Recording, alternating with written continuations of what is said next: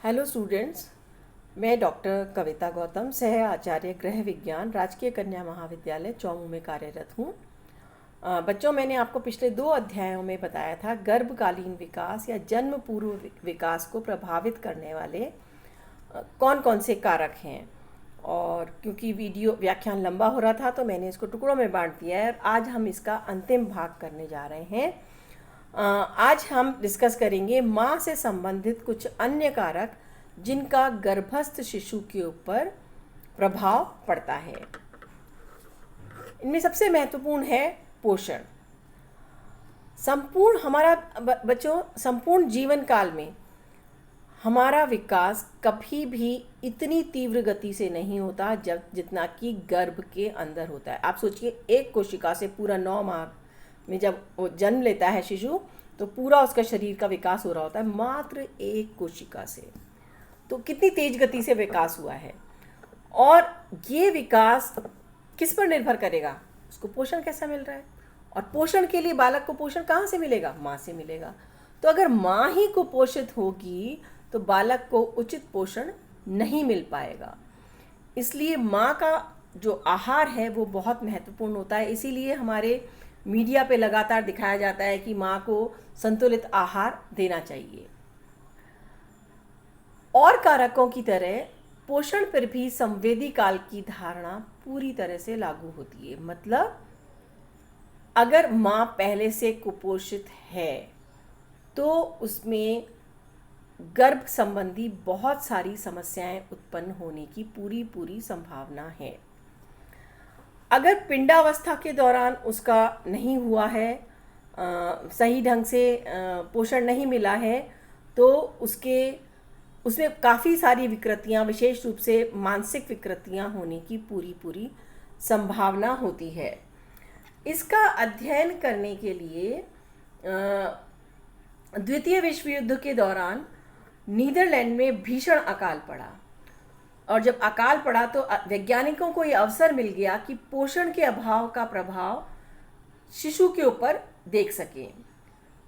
और उसके परिणाम ने ही बताया संवेदी काल की धारणा जो है ये पोषण पर भी लागू होती है।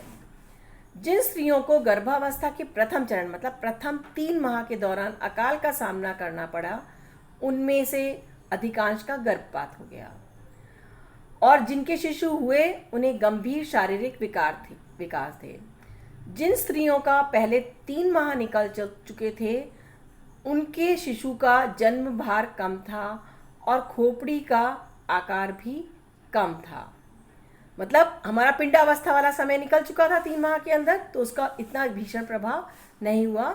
लेकिन जन्म भार कम है और खोपड़ी का आकार कम है, मतलब मस्तिष्क का कम विकास हुआ है, लेकिन और कोई मेजर विकार नहीं देखे गए। और जिन स्त्रियों का अंतिम चरण के अंदर ही हुआ उनके शिशुओं पर कोई गंभीर परिणाम नहीं देखे गए। अब पोषण की कमी से शिशुओं में क्या क्या हो सकता है बच्चों? शिशु मृत्यु दर काफ़ी बढ़ जाती है।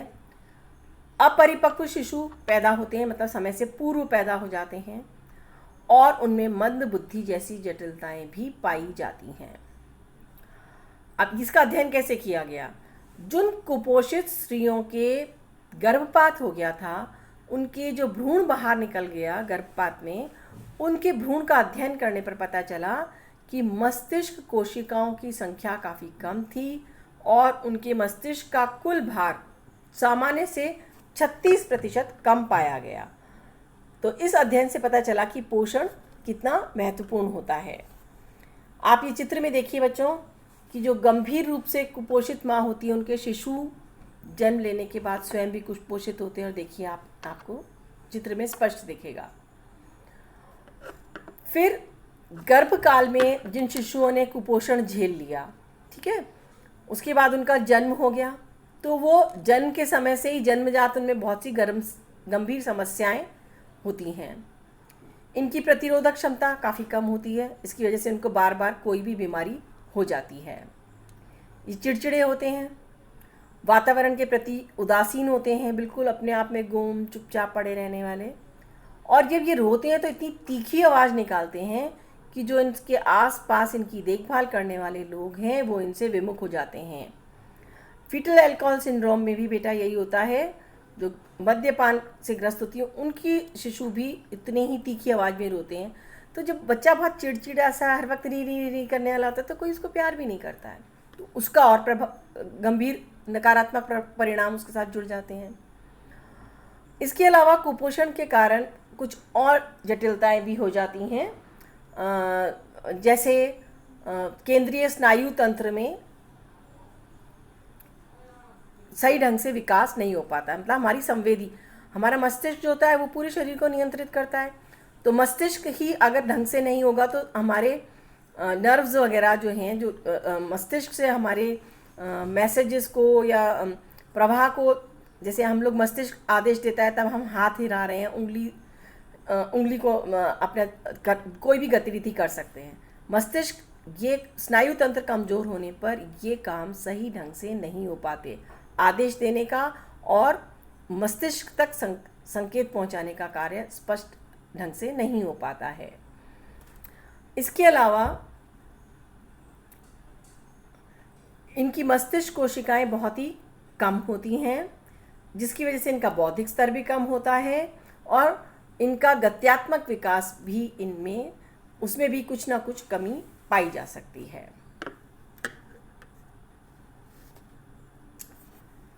अगला महत्वपूर्ण कारक है संवेगात्मक तनाव या दबाव। माँ की संवेगात्मक स्थिति कैसी है, ये भी गर्भस्थ शिशु को बहुत प्रभावित करती है। आपने सुना है, लोग कहते हैं कि भाई गर्भावस्था के समय स्त्री को प्रसन्न रहना चाहिए, टेंशन नहीं करनी चाहिए, चिड़चिड़ापन नहीं करना चाहिए, गुस्सा नहीं करना चाहिए। सुना तो है, लेकिन क्यों? क्योंकि अनुभव ने बताया है। पहले तो हमारे जो बड़े लोग कहते हैं वो अनुभव ने उनको बताया है कि स्थिति का शिशु पर प्रभाव पड़ता है। अब तो विभिन्न वैज्ञानिक अध्ययन हो गए हैं जिन्होंने बताया है कि माँ की संवेगात्मक स्थिति का गर्भस्थ शिशु पर बहुत गहरा प्रभाव पड़ता है। अगर कोई गर्भवती स्त्री, उसको बहुत तीव्र स्तर की चिंता होती है, जैसे कहीं पर कोई बहुत बड़ी दुर्घटना हो गई हो, किसी की मृत्यु हो गई हो, या जैसे बाढ़ आ गई है, कोई भी एक्सीडेंट हो सकता है जिससे एकदम से उसको बहुत तीव्र चिंता होती है, उसके कारण स्त्री का गर्भपात हो सकता है। अपरिपक्व मतलब समय से पूर्व ही शिशु का जन्म हो सकता है। उसका भार भी निम्न होता है, कम भार होता है जन्म भार, और उसमें श्वास संबंधी रोग देखे जाते हैं। अब बेटा क्यों होता है माँ की संवेगात्मक स्थिति, ऐसा क्या होता है कि शिशु के से प्रभावित हो जाता है? तो ये देखा गया है कि बच्चों, जब अपने शरीर के अंदर हम लोग भयभीत होते हैं या बहुत उत्तेजित होते हैं। आप देखिए, आप अभी जा रहे हैं, कहीं सड़क पे जा रहे हैं, एकदम से पीछे से कोई जानवर जैसे सांड एकदम से आपके पीछे लग गया, आप सामान्य स्थिति में सड़क पे भागते हैं? नहीं भागते हैं। लेकिन कुछ ऐसा होता है तो आप तुरंत सरपट भाग पड़ते हैं, बिना सोचे समझे भाग लेते हैं। ठीक है, अभी मैं आपसे कह दूं कि आप कॉलेज के गेट से यहाँ तक भागते हुए आए तो आप नहीं आएंगे, लेकिन अगर पीछे कुछ लग गया है तो आप भाग लेते हैं। हम भय की अवस्था में वो कार्य कर लेते हैं, उत्तेजना की अवस्था में हम वो कार्य कर लेते हैं जो सामान्य अवस्था में हम नहीं कर पाते हैं। क्यों कर लेते हैं? क्योंकि हमारे शरीर के अंदर कुछ प्रकृति ने इतनी बढ़िया व्यवस्था कर रखी है कि जब कोई इमरजेंसी आ गई तो आपके शरीर के अंदर, जैसे ही आप कोई ऐसा संकट दिखता है, हमारे शरीर के अंदर उत्तेजना होती है और हमारा मस्तिष्क एड्रेनलिन हार्मोन का स्रवण आरंभ कर देता है। ये एड्रेनलिन हार्मोन हमारे शरीर में उत्तेजना पैदा करता है, रक्त प्रवाह को बढ़ा देता है, विशेष रूप से हमारे हृदय और फुफ्फुसों के पास में। क्योंकि हम दौड़ेंगे, भागेंगे या कुछ भी ऐसा कार्य करेंगे तो क्या होगा, हमें अतिरिक्त ऑक्सीजन की आवश्यकता होगी। अतिरिक्त ऑक्सीजन के लिए ऑक्सीजन कौन पहुंचाएगा? फुफ्फुस तक। रक्त पहुंचाएगा सब अंगों तक कौन पहुंचाएगा? हमें हाथ पैरों के अंदर भी बहुत सारा बल चाहिए दौड़ने भागने के लिए, और वो सब कैसे होगा? रक्त प्रवाह तेज होने से। तो इन अंगों की तरफ रक्त प्रवाह बढ़ जाता है। उसका परिणाम क्या होता है कि गर्भाशय की ओर जो रक्त प्रवाह है वो कम हो जाता है।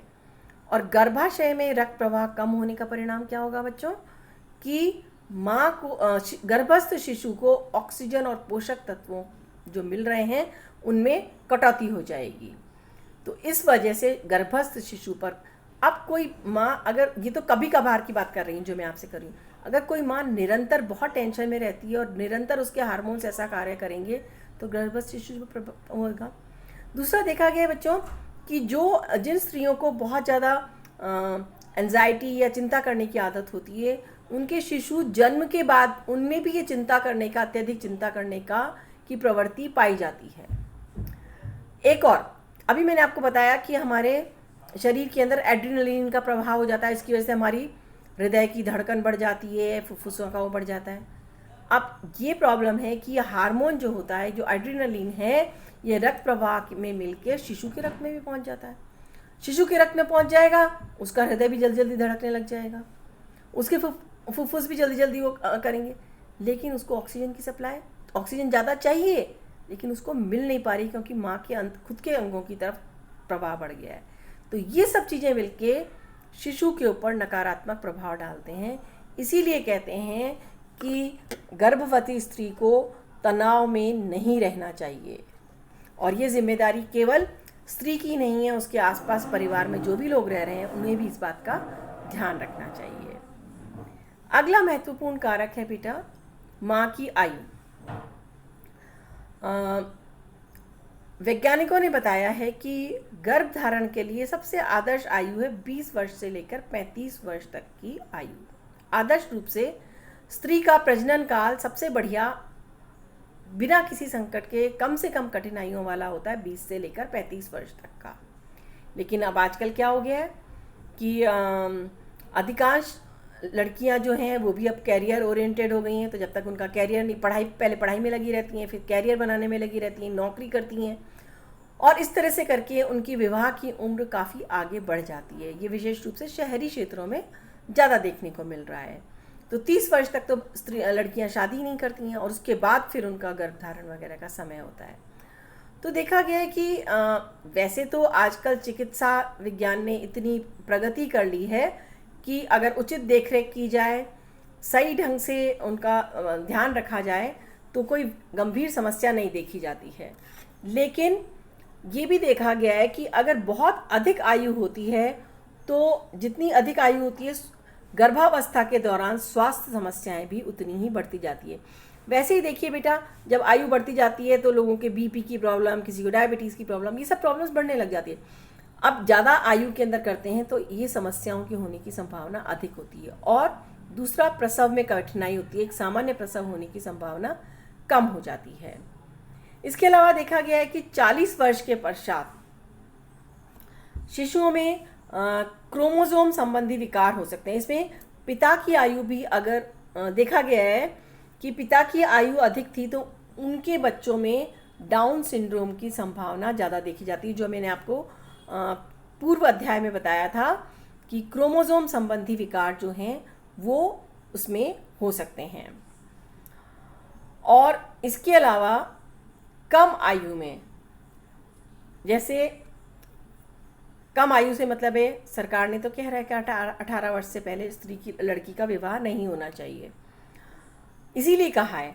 लेकिन अगर कम आयु में कोई लड़की गर्भ धारण कर लेती है, गर्भ धारण तो कर सकती है, तो उसकी खुद की पोषण की आवश्यकता पूरी नहीं, अभी भी उसका शरीर बढ़ रहा है। उसको किशोरावस्था में तो बहुत सारा एक्स्ट्रा पोषण चाहिए होता है क्योंकि बहुत तीव्र गति से विकास हो रहा होता है। लेकिन अगर ऐसे में माँ बन जाती है वो, तो गर्भस्थ शिशु को उतनी मात्रा में पोषण नहीं मिल पाता। दूसरी चीज़ अक्सर देखी गई है कि किशोरावस्था में जो गर्भ धारण करती हैं उनके शिशुओं में बहुत सारी समस्याएं देखी गई हैं। उसके कई कारण होते हैं बेटा। अधिकांशतः ऐसी जो होती हैं वो अनैतिक या अवैधानिक इल्लीगल प्रेगनेंसीज होती हैं। इल्लीगल प्रेगनेंसीज जो होती हैं मतलब विवाह से पूर्व ही गर्भ धारण करना। तो ऐसी स्थिति में लड़की निरंतर तनाव में रहेगी, परिवार वाले भी उसका तिरस्कार करेंगे, समाज भी तिरस्कार करेगा, ना उसकी उचित देखभाल होगी, ना जो बार बार जाके गर्भावस्था में चेकअप वगैरह कराएं, वो सब नहीं हो पाता। तो इन सब चीज़ों का भी मिलजुल कर नकारात्मक परिणाम होता है। इसलिए माता की आयु भी महत्वपूर्ण प्रभाव डालती है। अब बेटा मैं आपको बता रही हूँ RH विषमता के विषय में। RH विषमता के विषय में मैंने एक वीडियो अलग से भी अपलोड किया था, वो मैं इस वीडियो के साथ आप लोगों से शेयर कर लूँगी, तो आप चाहें तो उसको भी अच्छी तरह समझ सकते हैं। उसमें मैंने आपको विस्तार से समझाया है। हमारे रक्त के 4 समूह होते हैं, A, B, O और AB। ये विभिन्न प्रकार के होते हैं, पदार्थ होते हैं, इसलिए इनका नाम अलग अलग रखा गया है। AB के अलावा जैसे हम लोग जब रक्त की जांच कराते हैं तो हमारा रक्त समूह किसी का A पॉजिटिव है, किसी का B पॉजिटिव है, तो लाल रक्त कणिकाओं से जुड़ा हुआ एक प्रोटीन होता है जिसे RH फैक्टर कहते हैं। इसे सबसे पहले रीसस मंकी में खोजा गया था, रीसस प्रजाति के मंकी में खोजा गया था, इसलिए इसका नाम RH फैक्टर रख लिया। 85% लोगों के शरीर में ये RH फैक्टर विद्यमान होता है, इसलिए उनको कहते हैं हम RH पॉजिटिव। तो जब हम कहते हैं कि मेरा ब्लड ग्रुप A पॉजिटिव है, B पॉजिटिव है, मतलब हमारा RH फैक्टर हमारे अंदर विद्यमान है। अगर ये कहते हैं कि O नेगेटिव है, A नेगेटिव है, B नेगेटिव है, मतलब RH फैक्टर विद्यमान नहीं है। तो 15% लोग ऐसे होते हैं जिनके शरीर में ये RH फैक्टर विद्यमान नहीं होता है। अब देखिए, जब माँ गर्भ धारण कर रही है जिसका खुद का RH फैक्टर नेगेटिव है, मतलब माँ के शरीर में RH फैक्टर नहीं है, और शिशु का रक्त जो है वो RH पॉजिटिव हो गया है, क्योंकि पिता से उसने ले लिया जीन्स, तो उसके अंदर RH पॉजिटिव हो सकता है। RH पॉजिटिव जब प्रथम शिशु होता है तब तो आपको बताया था मैंने, माँ और शिशु का रक्त अलग अलग रहते हैं, आपस में संपर्क में, प्रत्यक्ष संपर्क में नहीं आते, तो कोई विशेष प्रभाव नहीं होता है। लेकिन प्रसव के समय इस बात की संभावना होती है कि क्योंकि कट वगैरह लगते हैं, अम्लनाल अलग होती है माँ के गर्भाशय से, तो इस सब प्रक्रिया के दौरान हो सकता है कि शिशु का रक्त का कुछ अंश माँ के रक्त में प्रवेश कर जाए। अब माँ के रक्त के लिए वो बाह्य तत्व है। जब भी हमारे शरीर में कोई बाह्य तत्व प्रवेश करता है तो हमारा शरीर उसका प्रतिरोध करता है। कैसे? प्रतिपिंड बनाकर, एंटीबॉडीज बनाकर। तो ये RH जो प्रथम प्रसव शिशु से मिली उसको RH फैक्टर, उसके लिए माँ के रक्त के अंदर एंटीबॉडीज बन जाएंगी। ये एंटीबॉडीज स्थायी प्रकार की होती हैं और माँ के रक्त के अंदर परमानेंटली स्थायी रूप से रहती हैं। अब माँ जब नेक्स्ट टाइम गर्भ धारण करती है और इस बात की संभावना है कि अगला शिशु भी RH पॉजिटिव होगा, और अगर उसका वो RH फैक्टर पॉजिटिव है तो ये जो एंटीबॉडीज बनी हैं जो माँ के शरीर में पहले से तैयार हैं, ये शिशु के रक्त में प्रवेश करेंगी। RH फैक्टर क्योंकि लाल रक्त कणिकाओं से जुड़ा हुआ है, तो ये उस RH फैक्टर को नष्ट करने के चक्कर में लाल रक्त कणिकाओं को भी नुकसान पहुंचाती है, उनको भी मार देती हैं, नष्ट कर देती हैं। अब इसका परिणाम क्या होगा? लाल रक्त, एक तो शिशु के रक्त में बेचारे नया नया थोड़े थोड़े से रक्त कण बनने शुरू हुए और वो एंटीबॉडीज आकर उनको मारने लगती है, तो शिशु के शरीर के अंदर रक्त की कमी हो जाती है, गंभीर एनीमिया हो जाता है। इसकी वजह से शिशु की मृत्यु भी हो सकती है, मानसिक विमंदिता हो सकती है, या और कोई विकार हो सकता है। तो ये एक इसको कहते हैं हम RH विसंगति वाली स्थिति। इससे बचने के लिए क्या करते हैं कि जब माँ गर्भ धारण करती है और वो चिकित्सक के पास जाती है अपना चेकअप कराने के लिए, तो जैसे ही चिकित्सक को पता चलता है कि माँ का रक्त ग्रुप नेगेटिव है, तो वो उन्हें एक इंजेक्शन दे देते हैं। वो इंजेक्शन जो होता है वो एंटीबॉडीज के निर्माण को रोक देता है, तो माता के शरीर में एंटीबॉडीज का निर्माण नहीं होता RH फैक्टर के लिए, और अगला शिशु भी फिर सकुशल जन्म ले सकता है।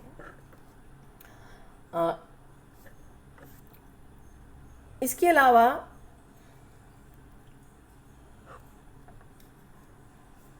अब ऑक्सीजन की क्या होता है, जब भी रक्त की कमी होगी तो क्या होगा? रक्त का प्रमुख कार्य है ऑक्सीजन का संवहन करना, तो जब रक्त की कमी होगी तो निश्चित रूप से ऑक्सीजन भी कम होगी। तो ये RH फैक्टर में एनीमिया हुआ तब भी ऑक्सीजन की कमी हो सकती है। इसके अलावा भी कई कारण होते हैं, जैसे प्रसव के समय नाल का शिशु के उसमें लिपट जाना, गर्दन पे लिपट जाना, और भी कई ऐसी स्थितियां हो जाती हैं जब शिशु को ऑक्सीजन का प्रवाह जो है वो अवरुद्ध हो जाता है। तो ये ऑक्सीजन का प्रवाह अवरुद्ध होने से क्या प्रभाव पड़ता है? तो देखा गया कि अगर थोड़े समय के लिए हुआ है तो इसका कोई गंभीर परिणाम नहीं होता है। इन बच्चों की बस बौद्धिक और गत्यात्मक विकास कंपैरेटिवली कम होता है, लेकिन अगर इनको उचित वातावरण दिया जाता है तो ये बाल्यावस्था तक आते आते बिल्कुल सामान्य हो जाते हैं। लेकिन अगर लंबे समय तक या ज़्यादा देर तक ये ऑक्सीजन की वंचना हो गई तो उससे बहुत सी गंभीर समस्याएं हो जाती हैं।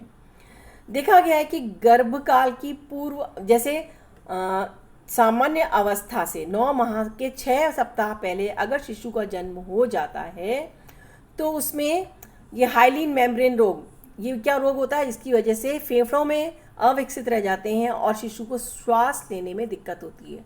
श्वास लेने में दिक्कत होगी तो उसको ऑक्सीजन की आपूर्ति कम होगी, जबकि उसको ऑक्सीजन की आवश्यकता ज़्यादा है। तो ऐसी समस्याएं हो जाती हैं ऑक्सीजन की कमी से। अब क्या हो गया, आजकल चिकित्सा विज्ञान ने प्रगति कर ली है, तो वेंटिलेटर मशीन के ऊपर की मदद से शिशु को जीवित रखा जा सकता है। लेकिन देखा गया है कि अगर शिशु में बहुत ज़्यादा वो हो गई है, ऑक्सीजन की कमी हो गई है, तो बच्चों का मस्तिष्क में परमानेंट डैमेज हो जाता है, बच्चे विमंदित हो जाते हैं। आपने जो देखे हैं बच्चे जिनके साथ असामान्य बच्चे जिनको कहते हैं हम लोग, उनको वो अपना कार्य नहीं कर पाते, उनको सेरिब्रल पाल्सी हो जाता है, मतलब उनके मस्तिष्क आघात हो जाता है। ऑक्सीजन की कमी होने से हमेशा मस्तिष्क आघात हो जाता है। मस्तिष्क आघात होने का मतलब है मस्तिष्क में लकवा आ गया, और वो मस्तिष्क जिस हिस्से में होगा उस हिस्से से संबंधित कार्य व्यक्ति बच्चा नहीं कर पाता। उसके अंदर मानसिक विमंदिता हो सकती है, हो सकता है बौद्धिक रूप से वो सही हो लेकिन उसको हाथ पैर चलने वगैरह में दिक्कत आए। इस तरह से कई समस्याएं हो सकती हैं। बच्चों, अपना ये वातावरणीय कारक जो हैं, परिवेशीय कारक, यहीं पर समाप्त होते हैं।